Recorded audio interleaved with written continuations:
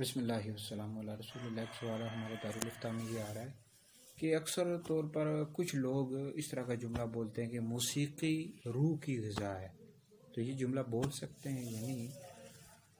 तो चूँकि आजकल लोग दीन से इस्लाम से दूर हो चुके हैं, तो इस तरह के जुमले बोलते हैं कि मौसीकी रूह की ग़िज़ा है। मौसीकी गाने बाजे यानी रूह की ग़िज़ा है, और बंदा परेशान हो तो गाने बाजे सुने तो बंदे की रूह जो होती है खुश हो जाती है। तो इस तरह के जुमले नहीं बोलने चाहिए।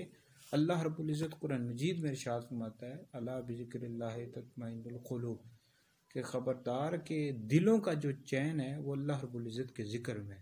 तो बहरहाल अल्लाह रसूल का ज़िक्र करना, दुरूद पाक पढ़ना, नमाज पढ़ना, कुरान मजीद की तिलावत करना, इन चीज़ों में दिल को सुकून मिलता है, रूह को सुकून मिलता है।